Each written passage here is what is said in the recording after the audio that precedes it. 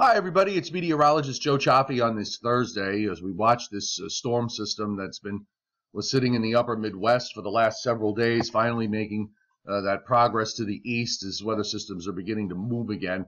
Whenever you want to watch a blocking pattern in action, you always look out near or east of Newfoundland, where you just watch to see if the clouds are moving in any particular direction or if they're moving at all.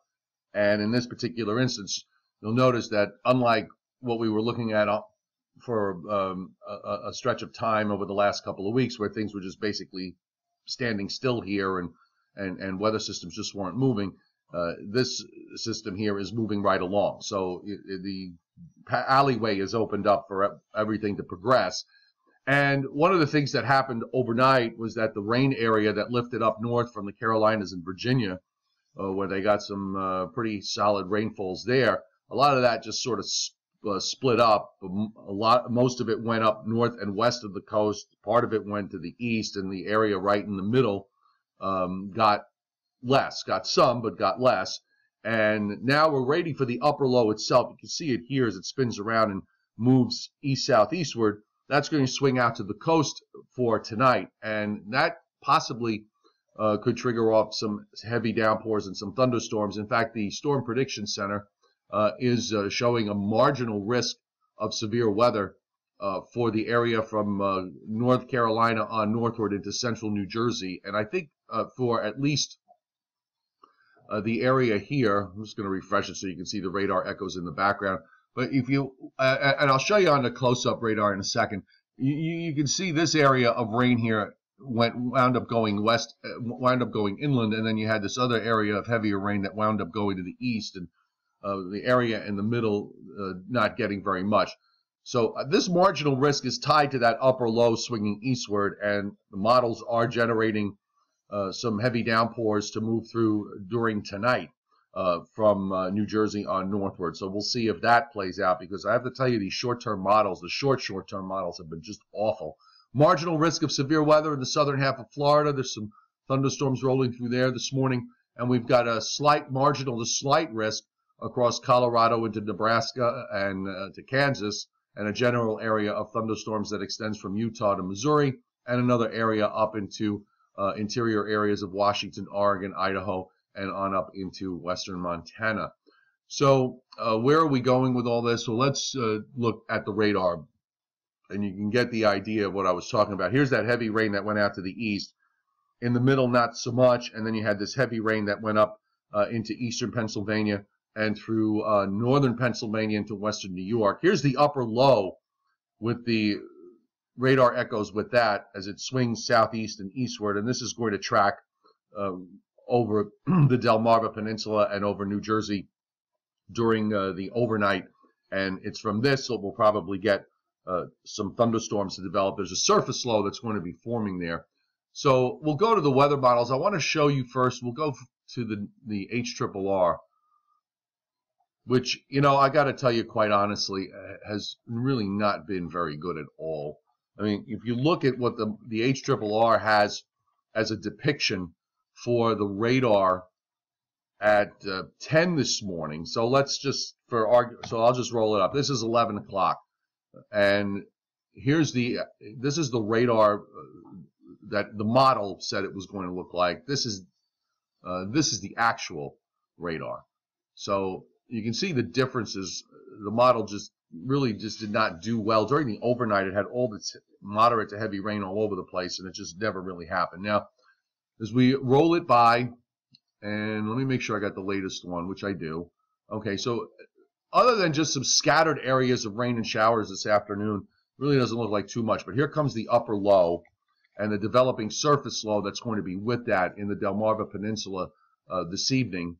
Moves across New Jersey, and here's what the model is picking up on, in that it lifts up this band of downpours northwestward up and around it. Now, how much of that actually is real or not, I don't know. I mean, this really kind of socks Connecticut and the Hudson Valley into Long Island. At this point, as far out as this model goes, we are now at 3 a.m. So it does suggest that there will be some downpours with some heavy rains in places during tonight. And then once that goes by, I think we're pretty much done with all this. So we'll take a look. Let me get close up on the GFS with respect to the East, and then we can talk about what the holiday weekend is going to bring. And here we go with that. So, by the way, just as a reminder, the GFS, this is not really a radar depiction other than where it expects measurable precipitation to fall. That's what it's really depicting here. It has a, fairly well-developed surface low that moves over central New Jersey overnight and then just east of Boston tomorrow morning. Once that goes by, there'll probably be just a few leftover passing showers around on Friday in the northeast. And then as we move into Saturday, kind of a weakening area of low pressure that runs from the Ohio Valley to the mid-Atlantic coast, producing actually some rain in some areas by Saturday evening across the mid-Atlantic states. I mean, I don't know how much that's going to be in terms of value and in terms of precip amounts. And then as we move into Sunday, as another low runs into the Ohio Valley, there'll be some rain and showers that it wants to keep west of the coastline, but it does bring some areas into some rain or showers. My general thinking is for the weekend that while it's obviously not going to be picture perfect, that it's going to be more often than not, it won't be raining.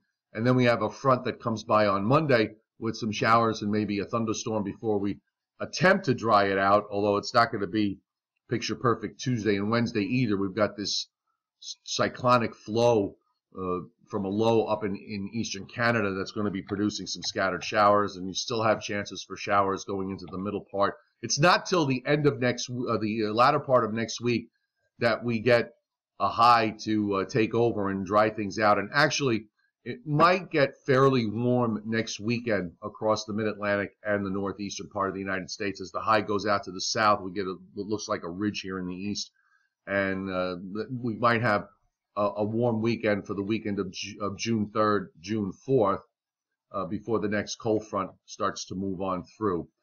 On to the west, where there really isn't a whole lot going on along coastal areas of the west. You can see off the west coast, not much action.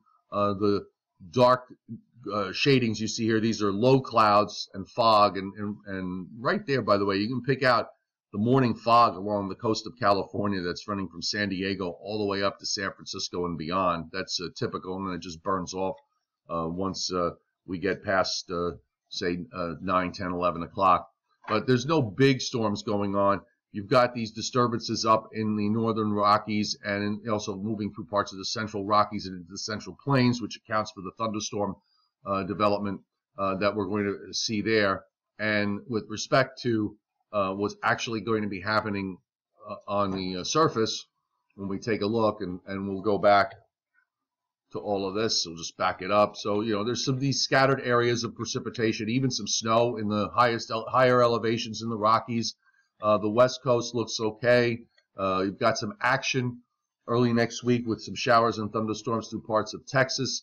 But on the whole, I think the weather really kind of looks like it goes into a typical mode for the beginning of June for early next week across much of the western part of the United States. Chances for showers here and there, but nothing really well developed. Now, with respect to the upper air, by the way, that noise you might be hearing in the background, I'm making some chicken in my cast iron skillet. Maybe one of these days I will do a cooking segment, because I do like to cook. I always say that men will cook as long as there's danger involved. That's why they like to grill, because if they're using a grill with a propane tank, there's always the possibility that they could, they have the risk of blowing something up. I used to say, if you want a guy to vacuum, just put landmines under the carpet, and the guy will vacuum.